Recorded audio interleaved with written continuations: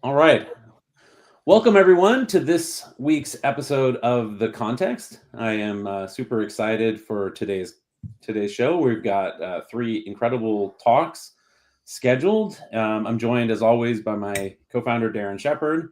And, this stream is really all about talking about the MCP project and where it is going, what it's enabling, and what people are doing with it.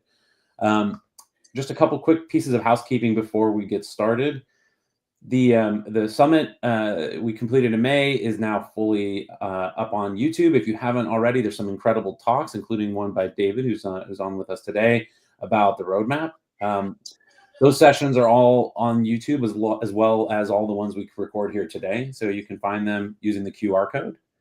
The context is really open to anyone. We are, we're creating this as a place where people can present things they're interested in the MCP space. So if you're working on a cool startup, if you have used MCP in an interesting way in your company, if you've built just like an MCP server that you think is incredibly interesting, come join us. Come, suggest a talk, submit a talk, and we'll try to schedule you in. We've got some great talks coming up over the next couple of weeks. Next Tuesday, we're actually doing a special day. Usually we run these every Thursday, but we're going to do a special talk on Tuesday with a whole team from Microsoft. So we've got the team that built the GitHub MCP server over at GitHub, Sam and Toby. They're going to be joining us to talk about that.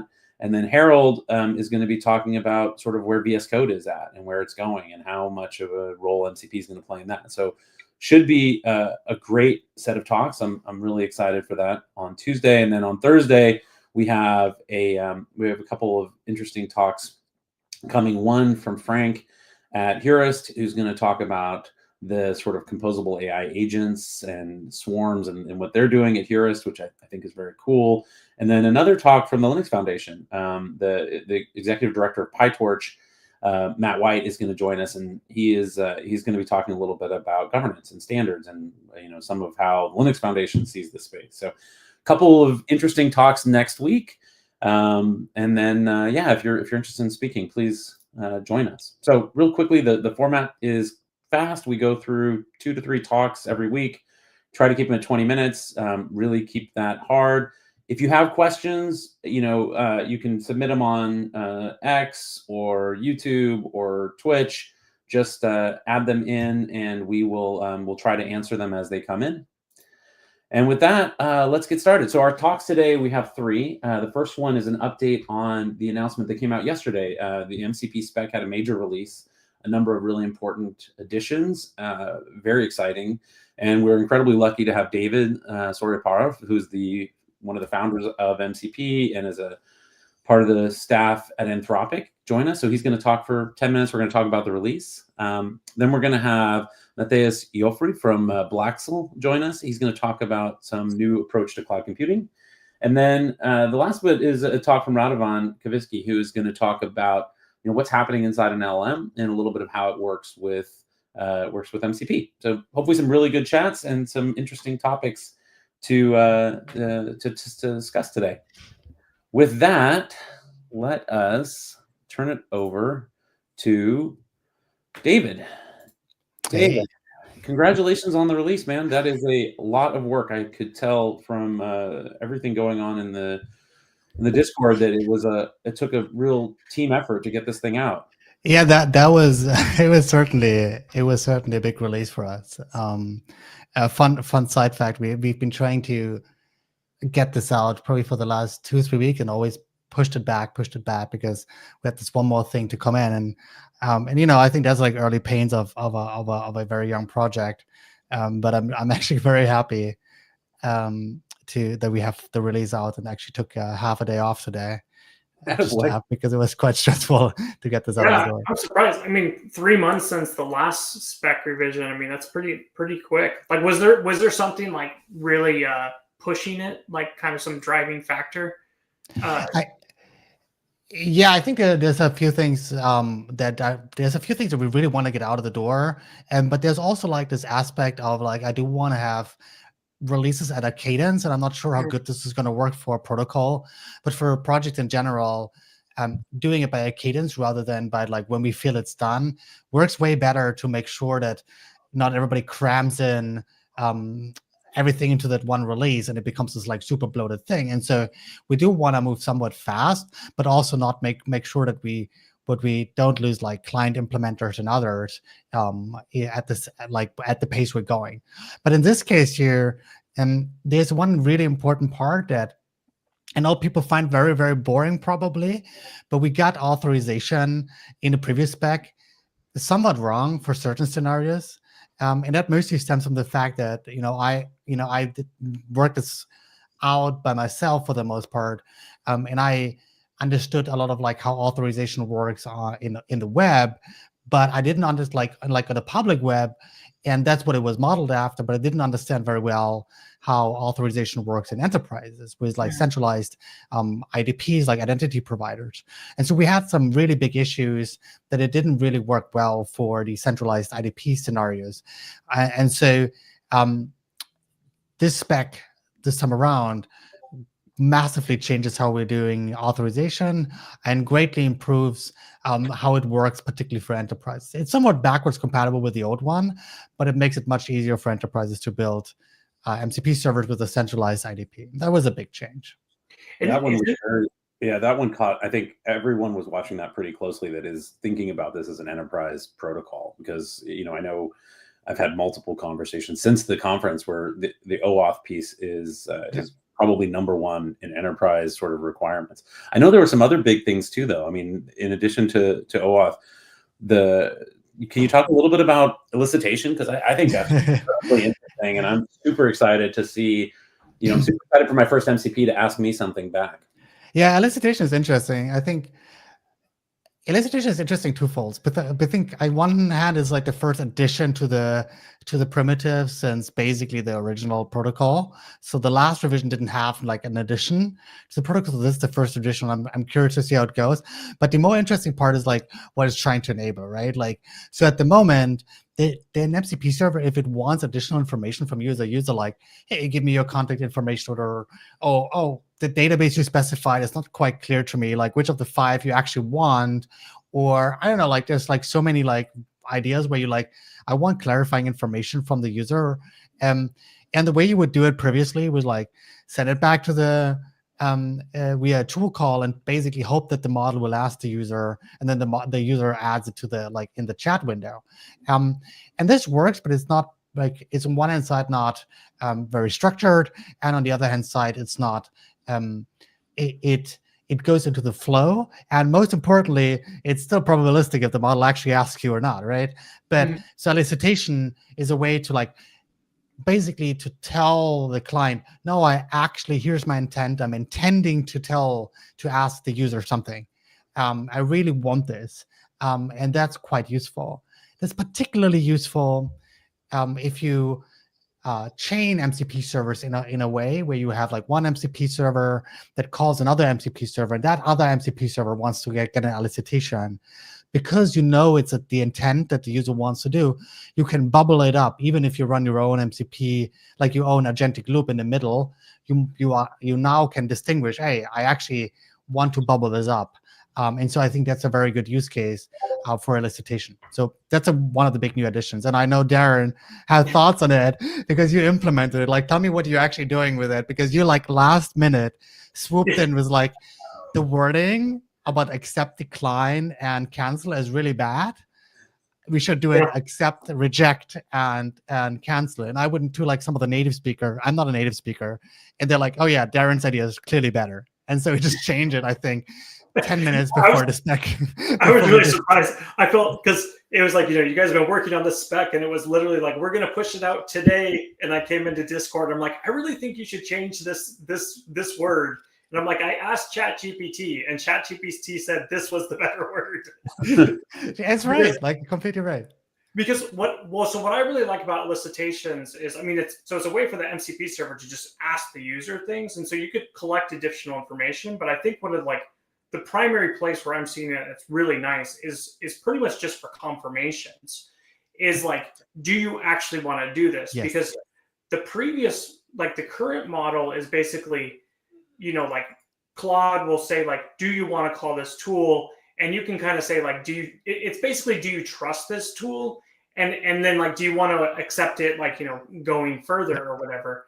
But like, that doesn't give the best user experience, because you don't want to confirm every single tool, even though there's hints, there's some things or whatever. But what I found particularly nice was, because I was coding through an example where it's like the tool, I wanted to inside the tool do like 3 or 4 steps. And then at the very end, right before I gathered, because it was like, well, I'll use like let's say like booking a flight, like a, obvious example or whatever.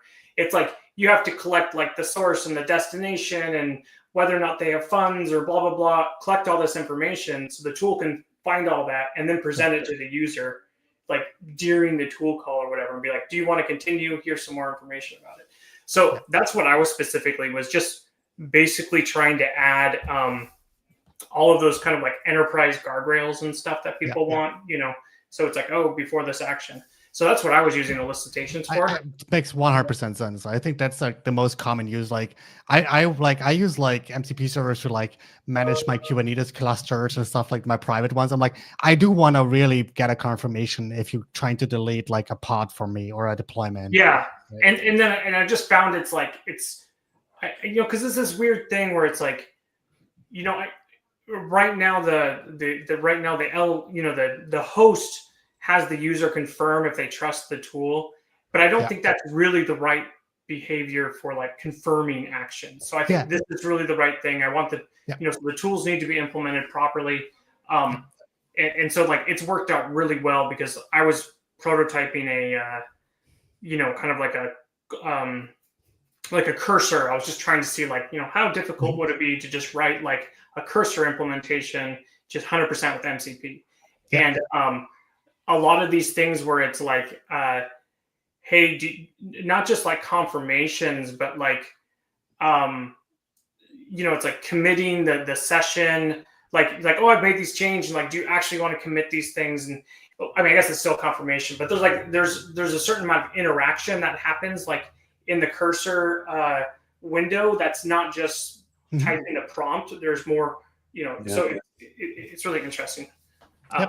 Yeah, it's a really exciting feature. The other one that I know I wanted to hear more about was this sort of kind of the structured tool output side. I think that part, I've been just interested since your talk a little bit about that. So what's the thinking behind it? Maybe walk us through the use cases you guys are envisioning with that one.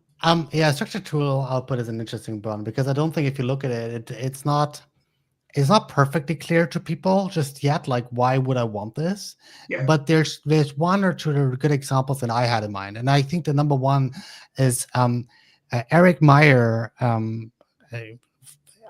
of various like computer science fame, had actually wanted us to do this. And his point was like, at the moment, if you have multiple tool calls in a row, LLMs would have to go and say, you return a result, and then the LLM parses it and then creates the next tool call from it, right? So that's one thing. But it has to do this one more turn in order to take the structured output and the unstructured output, restructure it, and put it back into the next tool call, for example. So one thing that we hope this will enable in the long run, and I don't think that the models are just there yet, or some of the APIs are there yet, is if you have multiple tools, suddenly LLMs can compose them. They can say, I want this and this and this in a row, right? Call these 3 things in a row. And so you now have composable parts. That's one aspect to that. There's another aspect that if you, for whatever reason, and I actually don't have a good example to be blunt with you, want to be able to parse it on the application side as well, having structure helps significantly, because you don't have to fully rely on a model at all times. And you might be able to represent, for example, a tool call in a much nicer way, under the assumption that the unstructured and the structured output are the same, but like it might give you more clarity of like, here's how it actually looks like, the return value. Here's some of the bits you want to look at. I can nicely display this in a formal fashion. And you might actually get like to points where I can totally see the community and some of the clients basically build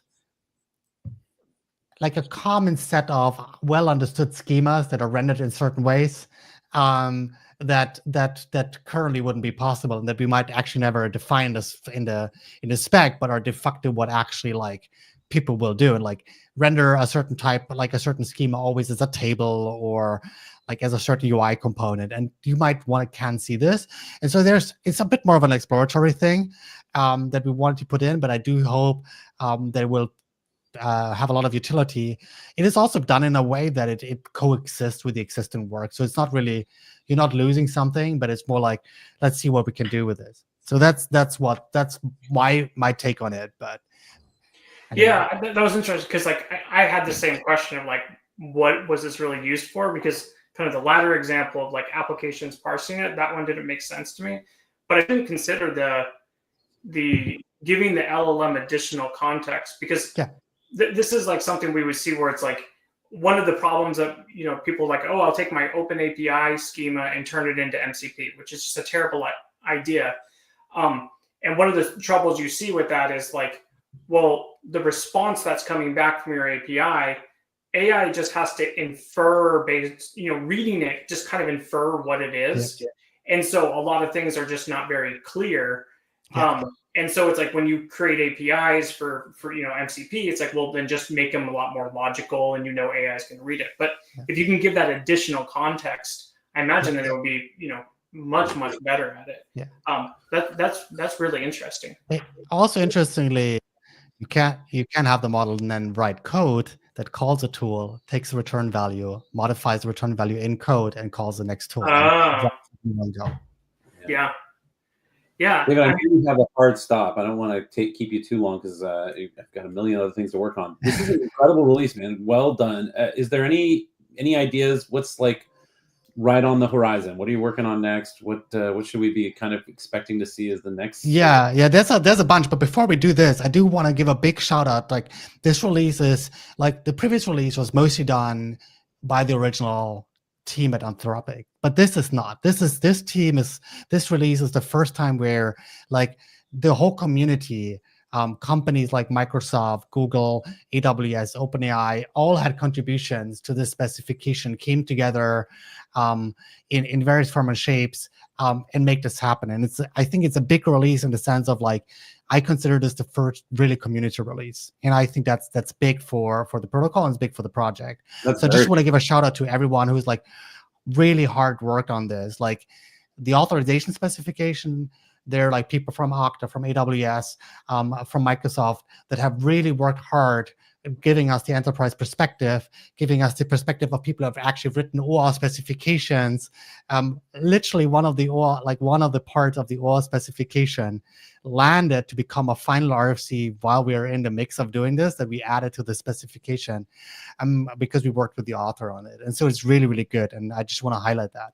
You feel like that's growing, the number of people contributing was like, was there a big wave that you saw that explode? It's at the point where we need to formalize the model of how we deal with this, because it's becoming too much, like for the informal way we have dealt with it. And so we will see changes here. And I think that leads next into like, what's next, right? Like if you look into the roadmap, there is still more in the like things we want to explore. There are things we need to do that are more obvious, that we have not done yet. There's a lot of proposals around like smaller changes on on the different aspects of like resources or how prompts are handled, or these type of like little things that we have, things to authorization and other aspects that we still want to make.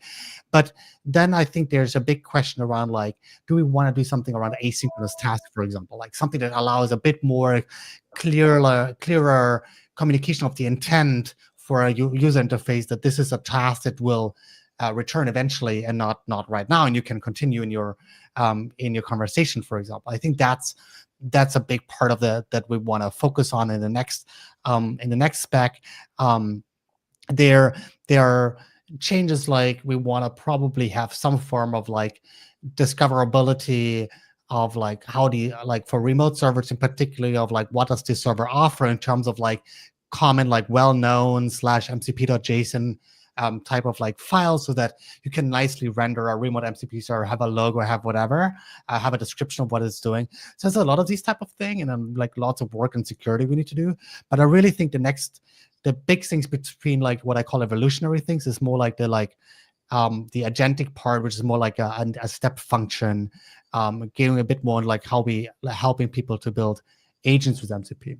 And then besides that, I think a big focus of mine at the moment is formalizing governance and formalizing these processes to have the project scale better. I think that's a big one, to really allow everyone to have a voice and to make sure that this is a truly open source community driven effort, which it is. But I want to make sure that people are clear, like, how can I participate? What does it take to make a proposal? What do I need to do? These type of things, these need to be clear. And that's what I'm working on at the moment for the most part. That's super exciting. I think the governance stuff is going to be really, it's always a little challenging, but once it's done, it's going to really allow the scaling. I can't imagine though dealing with it right now, just ever since we had the conference. I mean, I must have had 20 people reach out to me just, hey, is there any way you can help me connect to the people at Anthropic working on this? I'm like, dude, no, I don't, I mean. It's getting a bit much sometimes. Yeah. It's insane. I can't imagine your inbox. It must be just overwhelmed because the number of people called me. I'm like, dude, I just, no. I'm sorry. That's not really how it is. Yeah. I love it. I love how you guys have really kind of welcomed people in on the Discord. I think it's really, this is what open source can be. You guys are doing an excellent job of making it accessible and communicating it. I know you need to run, so I don't want to keep you much longer, but thank you, David, for coming in here last minute, just after the announcement, to come join us and talk about it. I know everyone's super excited about the release. Yep. Perfect. Thank you. Thank you too. Awesome. Have a wonderful day. All right. That was so cool. I'm so glad we got him to be able to join us the day after he released this. It's great to hear about not just what's in it, but also kind of the thinking behind it and how these things might be used. And it's amazing how well, it's how quickly the community has come together. How, like, I don't know, it's amazing. You know, it's like AI is moving fast, and the fact that the community was able to put together like the standard and stuff so quickly and keep evolving it. And so many, like the OAuth stuff is actually, like, I always joke about how terrible OAuth is, but the implementation of OAuth and MCP is just like top notch. It's like, it is so good. I mean, I know from our team, the stuff we've been working on, it's fundamental to what we need, to what we're trying to do. So I can't imagine that everyone else is feeling the same way. So again, wonderful job to everybody who worked hard on this release. All right, let's get back on track and welcome Mathis to the context. Hey, Mathis, how are you? Good, and you all? Happy to be there today. Yeah, it's fun, huh? What, Mathis, where are you joining us from? I'm in San Francisco right now, but I'm French. As you might have heard. Yeah, so you're in San Francisco, but you're French, and I'm sure you're going to tell us all about Blaxel and kind of the company you're starting, but I know I'm really excited for your presentation. So why don't I pull my slides off and get your screen up, and we'll give you the floor. Looking forward to the talk. Thank you. Hey everyone, I'm happy to be there today to show you how MCP helped us build the next generation cloud at Blaxel. Quick introduction of myself. I've already spent 4 years building cloud platforms, first in Europe and now in San Francisco, as I said. I'm one of the co-founders at Blaxel. We're a team of 6 co-founders. That's a huge team. And I'm also part of the MCP community working group and MCP hosting working group leadership. And you can find me online at Joffre. So during those 4 years, what I've learned is that there is only 3 primitives that are essential to create a cloud infrastructure. The first one is the compute. It's where your application is running. It's basically the server where you have your web app or your agent. The second one is the storage. It's where you store your databases with your users on top of it, or the static assets you need to serve through your web app. And to connect all of that, you need network. So your user can access your application and your compute can access your storage. Those are the 3 very basics primitives that was at the beginning of the cloud 15 years ago. But the time flew and we ended up having this complexity in architecture. This is the recommended architecture by AWS to deploy WordPress. You need to have more than 10 products that are built on those 3 primitives. It's getting really, really complex.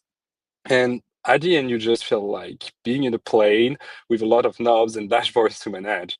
And the complexity is really high because you can create either Netflix or just host a small local website on AWS. So the question is more like, where do MCPs come in here? So in future, I guess, and I believe that most of the users of the cloud will be agent. And it's not a reality far from us. It's already there.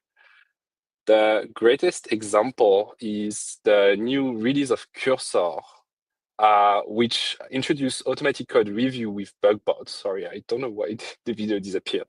But BugBot automatically helps you review your pull request and catch potential bugs and issues that you can then solve directly in your IDE using remote compute, because the API will be reviewed on the cloud. So your agent will need to access cloud. The second one will be background agent for that has been released for everyone, and you can then spawn off agent on the cloud that will do your that will update your code, and that will then be remote. So the flow will be something like that. A user will call for a request coding session, and then the agent will call the cloud to create a VM. Then you will have the traditional flow of, I need to provision the VM, I need to get back the information. I will then let my agent connect and run code through maybe SSH, or if I created an API on top of that, maybe using HTTP. And then I will shut down the VM and deliver the result to the user. Here, it's practically inefficient, because if you think a bit more about that, it's like we enable agent to use the cloud just like we do, through APIs, web UI, and everything like that. And it has never been designed to be consumed by agent. There is a lot of complexity because the schema are really huge. So you use a lot of token. You might have a lot of hallucination from your models. And then your agent won't be able to achieve properly its goal of creating a VM and provisioning the VM in the right way. So this is not the best solution so far. And I guess it's not the solution that Cursor took. But it's more like we need to treat agent as first-class citizen on modern cloud environment, meaning that they need to be considered as any user of the cloud, like just we are. This is what we've decided to build with Blaxel. Blaxel is the toolbox to power agents. We provide serverless agent and mostly MCP hosting with some boxes to run code execution and background jobs for long-running tasks. This is why I'm very happy David talked about asynchronous support in MCP. This is something we really want and are pushing about. Built for agent, not for human. It's the tagline here. And we were among the early adopters of MCP, because you can consume all our services through an MCP interface. But the question is more like, is MCP enough in our case? To be honest, I don't guess so. It's just fancy REST API call. So we needed to have some sort of design principle to get started. The first one was to keep the API simple. We don't want to expose the full complexity of our REST API that we have, because we want the agent to only have the minimal set of features that it needs, or the field that it needs to modify to achieve its goal. So if it needs to deploy a VM and you just need to input the name and maybe select a template from a base image, that should be enough to have something really efficient and in matter of cost, and also reduce hallucination. We should build that around use case. An agent does not need to create an EC2 instance. It just needs to place to run code. So this is what we need to expose. So we need to build MCP around use cases, around goal that agent needs to fulfill. Then we need to specialize our MCP and avoid giving the agent context that is overwhelming by giving context on jobs where you just want to deploy a sandbox. So we need to specialize our MCP.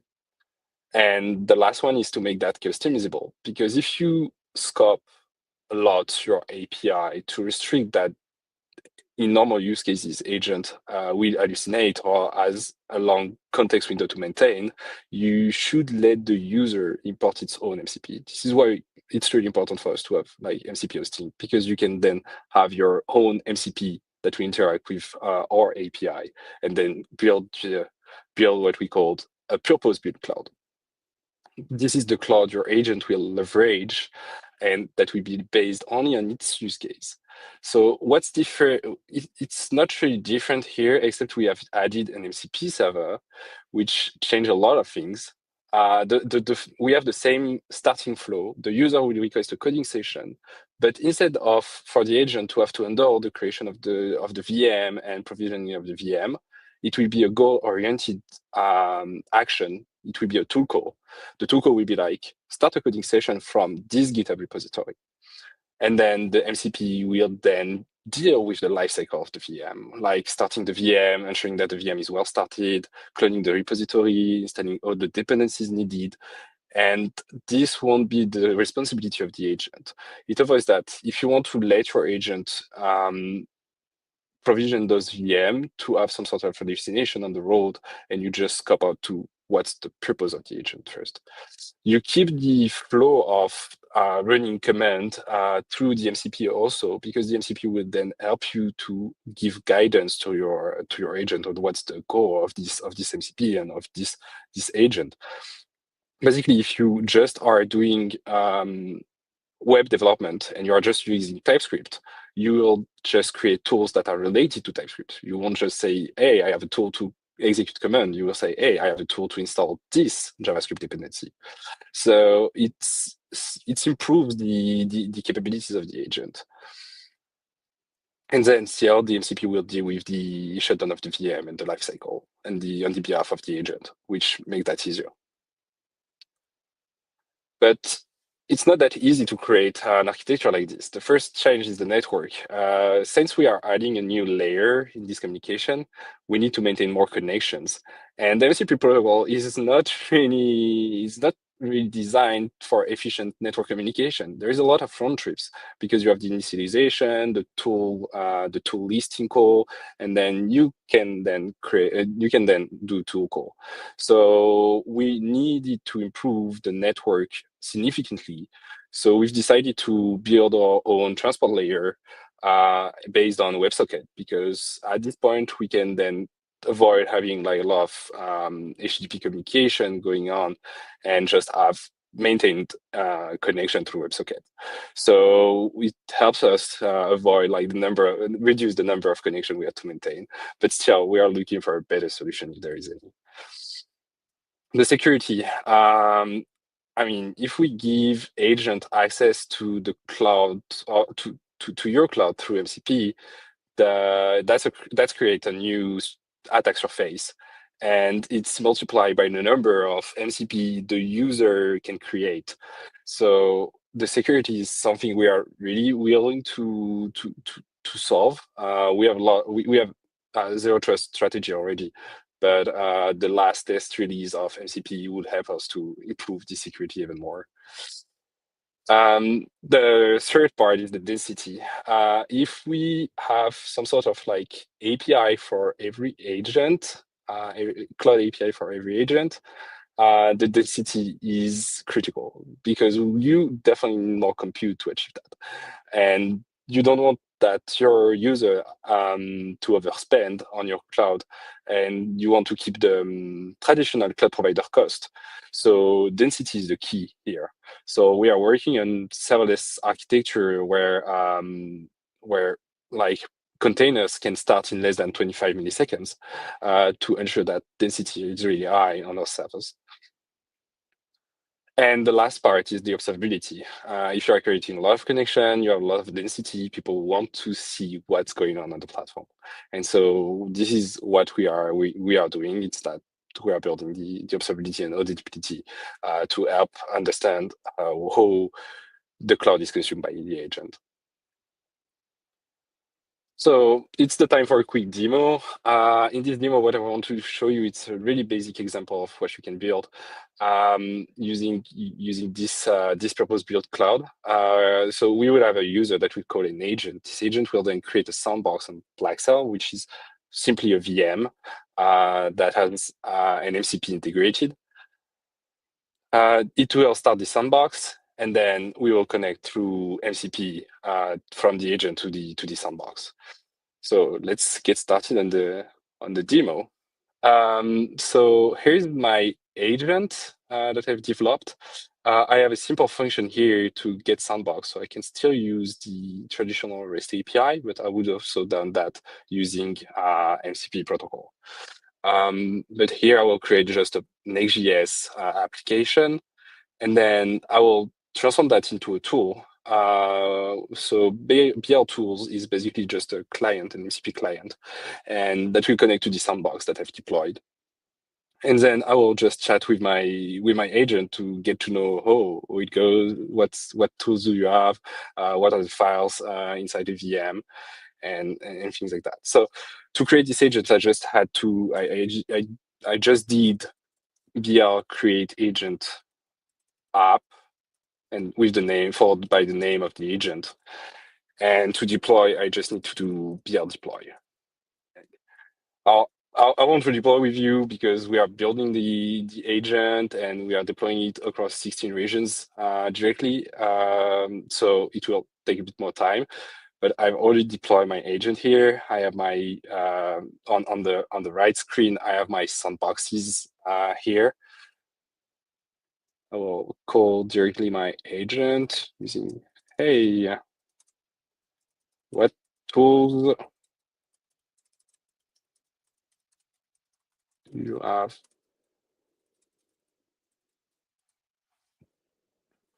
So here it will wake up the agent that is in serverless, and then we will have some times where it will create the sandbox. You can also see that there is a lot of things that you can observe on the agent. Oh, here we go. We have our sandbox just here. So it's currently deploying. It's then deployed. So the agent is then connecting to the sandbox, and here we go. We can see that we have access to various operations. We say, okay, please list files in such. And you will have, once again, a tool call that will be made, and that will be faster because we are using WebSocket under the hood, and then WebSocket keeps the connection. So you have still a connection that is maintained between your agent and your sandbox. We saw that it helped us improve by 50% the performances, something like that. And there we go. You can see you have the whole operating system available. So in conclusion, what's next for us? First of all, we'd love to have a secondary support in MCP. Glad to have here today that it's the same on the Anthropic team side. We are currently contributing to shape it inside the MCP hosting working group. We have 4 open either discussion or pull request. I guess it's a lot. we need to focus a bit more on what will be the most relevant way to tackle this problem. But happy to share more about that. The second one is to make WebSocket a widely adopted transport. I know it's already a topic inside the MCP community that the core maintaining team is not in favor of WebSocket. We believe that this serves maybe a community maintained WebSocket reference transport implementation. Then we will have, we want to achieve agent-to-agent communication support directly inside MCP. So we can connect users' agent to the agent we can also expose as an API. So user can interact with us through tool coding or even with natural language. And the last one would be to adopt MCP registry format for cloud services that will help us to better integrate new agent, so we can have like service discovery here. So thank you very much, and let me know if you have any question. Great presentation, Mathis. I'm super interested. Help me understand just a little bit more about your company. So you touched on this a little bit, but I sort of missed some of the context. So Blaxel is a cloud provider. You guys are offering infrastructure as a service effectively with an MCP layer in front of it. How long has the service been available? What's the history of Blaxel? Oh, sure. Happy to share. So we've started on September/October. We've been starting to host models. So the first idea on Blaxel was, we need to host models, AI models, and clearly that was not a good business model. There's a lot of people doing AI hosting and they are doing it better than us. So we decided to pivot a bit on saying, okay, we all have a background in cloud computing, in building cloud infrastructure. We know that in the future, we will have millions of agents. We will have millions of MCP. We will have millions of applications that will be built by agents also. And we will need the infrastructure to host that. And this is why we've decided to say, okay, AWS, Google, or other cloud provider like this won't be able to achieve this. And so we decided to say, that will be us. And so we are building from a Vercel-like approach to a more low-level approach, like with sandboxes and jobs. When you say Google and AWS and stuff won't be able to, like, what's the reason? Like, why? Why do you feel like the dominant cloud providers of today are not the right fits for agentic, kind of development and agentic infrastructure? Yeah, good question. First of all, for me, it's just a matter of density. If you take the way the cloud has been built, we've built that in a way that you will first serve static application. That was the beginning of the web era. That was static application. Then we moved to less static application, like a website with databases and REST API, and that allows us already to have some people dying on the road, unfortunately. And so here, in this new revolution that we have on having agents, is that the traditional cloud has been built to be, how could I say that? To be a south to north orientation, meaning that traffic goes in and then goes out of the data center. But with agent going on, you will have a lot of interaction in east-west direction, meaning that it's the same data centers. You will have a lot of connections open, and you will have a lot of services that will start and stop. Because your agent does not need to have access to the tool all the time during all its lifespan, but only in the time it needs the tools to do a tool call. So you want to reduce the number of applications you're running. And most of the modern clouds weren't built on that purpose, on being serverless first and being able to handle this amount of network traffic. So there is one solution. Either you expand your data centers and you have to maintain still more network connections through your overall data center. Or you say, hey, I want to have more density on the same server, and then I can run more agents and have more applications that are connected together on the same server and reduce the network latency.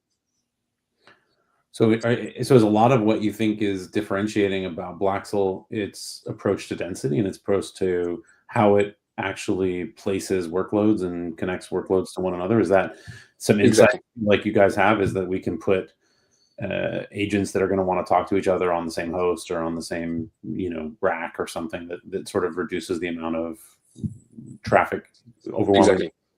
I mean, I would kind of throw out there. I think the biggest challenge the traditional cloud providers has is not actually any of the infrastructure, technology, any of that.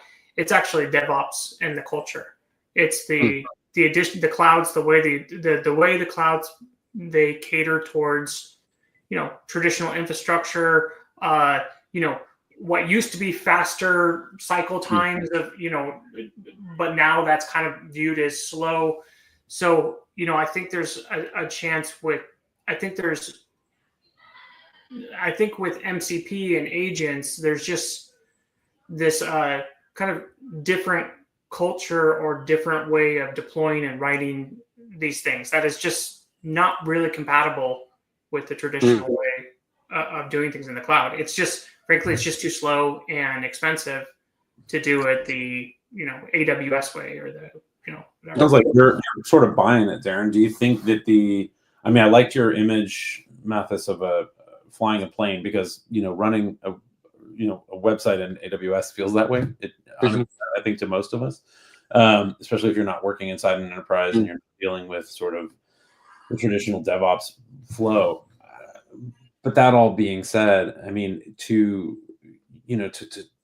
deal with complexity, isn't that half of the value of AI agents, is they can deal with that complexity for us while still, I had this thought the other day. There's a freeway next to my house that's been being remodeled for 25 years. They've been expanding this freeway. And I was thinking to myself, like, why is it taking, what's the real underlying reason that this has taken 25 years? And to build it originally, it took 3 years.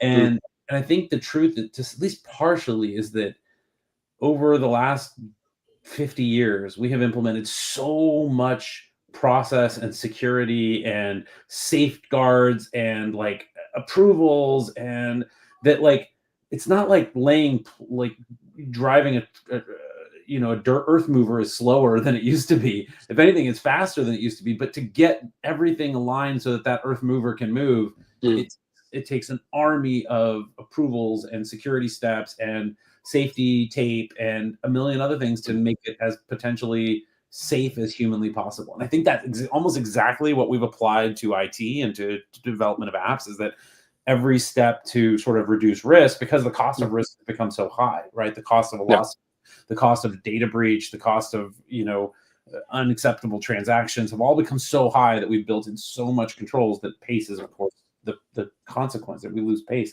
But isn't that what agents theoretically might be able to solve for us? That AI tackling this could give us that same level of security without needing so much of a burden of, control? Yeah, that's a great point. I guess, agents are somehow, we will somehow help with that. But I still believe that the cloud that, like, we know right now, the one from AWS, Google, and all those A player, and I've been working one of the largest European cloud providers, so that was pretty much the same. It's inherently not designed to be the cloud that you want in the future. Use cases are cloud are built on the idea that every use case should be running on top of that. So you're on Netflix, you use the same API as maybe Blaxel, that is a startup. And so you will have to transform your intent, that is, okay, I want to deploy an application, or I want to connect this application to this application A to this application B. You will need to transform that into complex API and complex architecture. Your agent can do that too. But since it's complex, you want to reduce the complexity even for your agent, because you want it to be the most performant as possible. And if you just rely on, agents will get better, it just means, my model will get better, maybe bigger, and maybe it will be more expensive. Yeah, so there is a good ratio to maintain here, I guess. I would be hesitant to say because it's like AWS does have Lambda.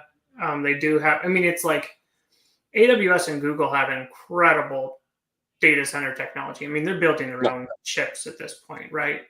So it's hard to say that there's actually, density, network, any of these things are actually fundamentally wrong. But I do think they're still at a huge disadvantage right now. Okay, guys, we got to wrap up. I want to make sure we have Radovan gives plenty of time. Mathis, thanks for coming on. This was a great talk. Thank you. Really interesting. I'm sure, especially Darren and I, who spend a lot of our time on computing clouds, really enjoyed it probably. Yeah. Go on forever about clouds. You can't really write for, he builds the cloud, so he has lots of stupid opinions about building clouds almost always. So, Mathis, thanks so much. Have a awesome day. Thanks for joining us. All right. Radovan, we are super excited to have you on here. And this is a talk that when you submitted it for the conference, I personally was just really interested in it because it was a deep dive into what happens inside of an LLM under the hood. And so I was excited to be able to welcome you to today's talk, and hopefully you can shed some light. I think it's going to be an interesting discussion. So the floor is all yours. Thank you for joining us all the way from Slovakia, right? Is that where you're joining from today? US, and soon it will be Switzerland, but originally, it's Slovakia originally, or born in Czechoslovakia, in fact. Oh man, I love Prague. It's one of my favorite cities. I visited Prague in 1989, like 2 weeks after the wall came down. I must have been like 12 years old, and I still remember it like as one of my favorite days ever. We only were there for like 1 or 2 days, and going around the city back in kind of right after the fall of the wall, it was so cool. Anyways, the floor is all yours. Looking forward to your talk. Okay, perfect. Thank you. First of all, thank you for inviting me. It's a great pleasure to be in the same session with a co-author of MCP. So what I will be talking about is basically deep dive into LLM architecture and why MCP is so important. You can also interact. There will be some interaction within the slides. You can join at Slido MCP Dev. A short introduction of me. I'm one of the leaders of PyData Slovakia, which is global brand. You probably already, if you are a developer, you probably already know PyData. So you can join here, and this is basically structure of the talk. So I will be talking about three protocols, in fact, not just MCP, but also agent-to-agent protocol, and also the newest addition to protocol family, which is agent and user interaction protocol. So let's dive in. This is short introduction also of NumFocus. I will just shortly mention that the majority of the technology that we help to develop, or NumFocus, which is the owner of the brand PyData, is helping finance. Basically, it's connection between developers and big companies in order to push the boundaries of science and technologies further. And also, ChatGPT was not many people know this, but basically first ChatGPT was mostly created by using these technologies. So the first corpus for training of ChatGPT was all the NumPy was used, pandas, and so on and so on. So this is basically the core of the talk that I will be talking about. MCP is important as for giving the LLMs tools or access to tools, APIs, but also other tools that they can use by interacting with them. So agentic AI is completely different from another concepts of AI or AI technologies. And so far, the only way how we can add some things to basically static models, static large language models, was via RAG. But RAG is after entering MCP into the family of the protocols. This really gives us nearly limitless possibilities in order to connect the tools into LLM. So revolutionary thing, which came from Anthropic in November last year, But there are other protocols that basically orchestrate the interaction between these independent agents and how also the user basically interact with these agents, how set the rules for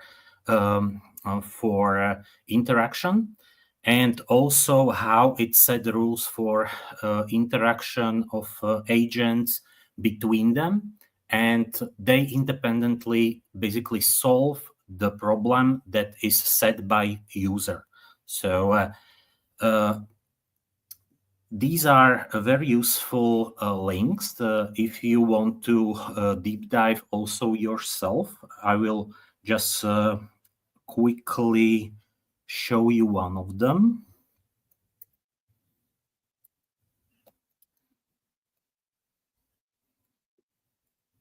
So here, and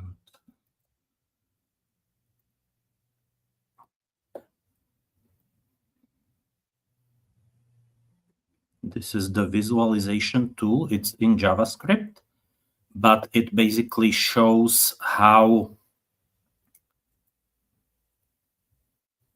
what is like under the hood. Also, the name of my talk is Under the Hood. So this is basically the transformer which is under the hood of LLM, and what you can, like, from the structure of this like design, you can see that it's really like the core is embedding at the beginning. So embedding of the entry. What are LLMs? In fact, is just generator of tokens. You put tokens in and you get tokens out. And it's very basic, but very complicated. Like inside, there are different designs that you can also like enter into LLM, or basically designs of these artificial layers upon layers. But what is at the end is basically tokens out and tokens in and tokens out. These are the requests of yours, how you interact with the agent. And this part is like embedding, then encoding, then like attention layer within it, how it learns, feed forward like type of neural net, and then decoding. And at the end, it's basically statistical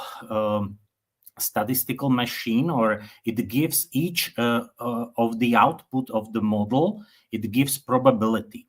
And out of these probabilities of outputs, only the one that has the highest probability is put into the tokens as output of these models. So this really is static to concrete date models. And why we need MCP, or why we needed RAG so far, is basically to add some other tools like search on top of like LLMs, or give really these tools, these additional tools that we need in order to orchestrate our work, give to LLM and give to this agentic AI, in order to solve some complex problems. So, for example, this let's do a check or one case of a data science process. Like a few years ago, it was the hottest job out there to become a data scientist. And this is basically the work of data science in core. Nowadays, or currently, this is all, or can be, automated.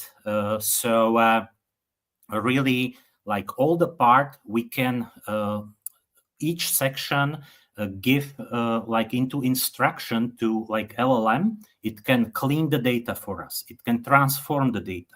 It can visualize data and explore, create model, validate the model, and then combine all of it into some output, create PDF from all of it or something else. So basically, even the most sophisticated work from the past or the best paid can be automated now. And this will have dramatical effects on most of the like work that we are doing like right now. So it will have effect also on the workplace. These are. I want to just Yep. cut in for a minute. I want to be a little bit mindful of the time because I think you know from an audience perspective, most of the people watching have a pretty good understanding of sort of what happens with an with an LLM and with an MCP. I think the area that I'm curious, like if you there's an area you want to touch on that really kind of for more advanced users who are using MCP already and are kind of familiar with the idea of an MCP or A to A, you know, is there something that you'd like to touch on to kind of help us understand where PyData is working in this area, or kind of what your you know, kind of what you think is coming and where you think we need to focus going forward? Yeah, what is coming for developers is basically combining these technologies or these protocols into concrete products. So in order to enhance the LLM and how it works, you have to understand that it's really just generator of the tokens. But in order to orchestrate all this work of agents, we need these protocols because it's easier for us how to interact with them and how to basically combine already established APIs of many tools that we use on daily basis, like Slack or Twitter or Google Mail, Gmail, and so on and so on. So this MCP is in the core of that, and it has potential to revolutionize the internet itself. Each one of us use some protocol on daily basis. It's called HTTP, hypertext protocol, and MCP really can be the next step forward in order to achieve completely new interaction with these AIs, this agentic AI, and revolutionize internet itself. So in future, most of the traffic will be not done by people, like currently we interact with web pages, but it will be done via this MCP protocol and via MCP servers, where the independent agents will basically do the work or interaction with APIs and other tools, not just APIs, for us, and will give us the results that we requested. So LLM is at the core, but these tools that we can combine and orchestrate via agent-to-agent protocol, and there is also agent-to-user interaction protocol, which is the hottest new thing. Here you can see it or install it in Python pip install AGUI protocol. And it gives you access to also both MCP and agent-to-agent. So if you want to go deep dive, there is also in the source the documentation for this protocol. And this is basically the new architecture of the tools that developers can build upon. So it opens the door to a whole new level of innovation, a whole new level of creation tools, these three protocols. So I want to just broaden the view of MCP audience in order to add or check also this protocol. Like agent-to-agent is created by Google. It was put out recently, a few months ago, and this AGUI protocol was put out about a few weeks ago. So Do you know who's behind the AGUI? Yep. Who's working on that? Here is the link. Oh, but I was just asking. Do you know who's the team behind it, or who produced it? It's community based. It's freely available, like on GitHub, so you can install it, and via the PyPy, you can install it like this. So it's a community build. It's not some company that was creator of this. So not Anthropic or not Google, but this is community based and developer based. So the list is pretty long of creator, but you can find it on GitHub. So I'm still missing the value proposition for it. What's the role of AGUI in the ecosystem? AGUI, AGUI basic, clients. Yeah, it gives you like interaction with apps that you can build on top of this. So with like MCP and agent to agent, you basically using interface, not like app interface, but basically terminal to interact with them. But in order to like use AGI, you will get using this protocol, you will get output that you can build upon within like classical apps, desktop apps, not or even like mobile apps, and it is a unified output that you can build upon. So there is like completely for user completely new like options that can benefit from. So you can connect it with SMS or with your WhatsApp or in future also Slack mobile, and there are coming also SDK for OpenAI, so connecting also Google, like Gemini and ChatGPT. So I was just wondering, so we had the creator of MCP UI on, and I was curious how this project might compare to MCP UI. MCP UI, yeah, we have also this, but this is more focused on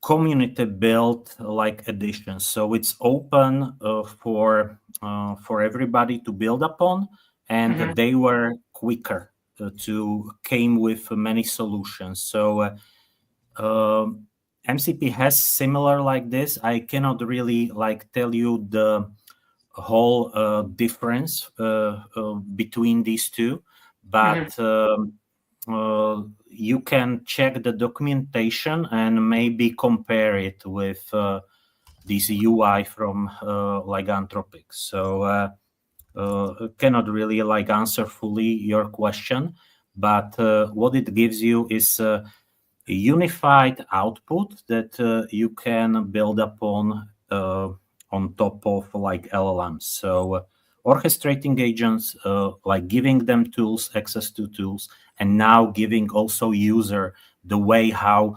they can like interact with these agents, this agentic AI in unified protocol.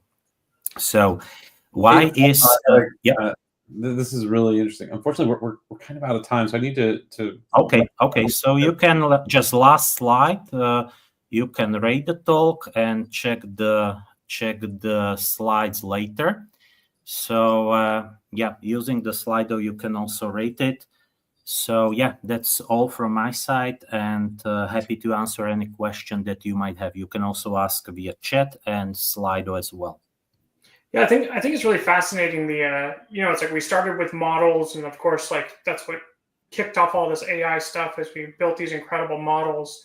But now with things like MCP and A2A and this AGUI or MCP UI, we're starting to see the development of like what is an agentic application? What is that application? Like, what is the actual stack? What's different about it? How is this not just like any other app we've written in the past or whatever. So these different components, together, I think it's really interesting to see how it's developing, where it's like there really is, like, I can see this new, kind of tying into the previous talk that we had, where it's like, this is genuinely a new workload. It's a new way of looking at writing applications, kind of more centered around, models and data and connecting data to models than, let's say, in the past, we've spent a lot of time basically reading and writing to databases, So it's pretty exciting stuff. Awesome. Radovan, thank you so much. It was great having you here today. Mathis, I know you're still here as well. Thank you as well for coming in. It was great talks. And like I said, just a reminder, next Tuesday, we're going to be hosting a special edition with a number of engineers from Microsoft who are heavily involved in the MCP project. They're going to be talking about GitHub's MCP server and kind of how they built it and where it's going, and sort of the work going on in Microsoft VS Code. So I think that's going to be a really fun talk. What do you think, Darren? Oh, yeah, I was going to say, I think GitHub MCP server might be the most popular MCP server. And then VS Code is like one of the, like, I'm really excited to hear from both these, because like they're both, like, I just saw that, like, elicitations. I saw a PR for elicitations in VS Code. I don't know if that's actually in like an insider build yet or whatever, but like, they're moving so fast. So I'm excited to see this stuff, hear from them, talk to them. So.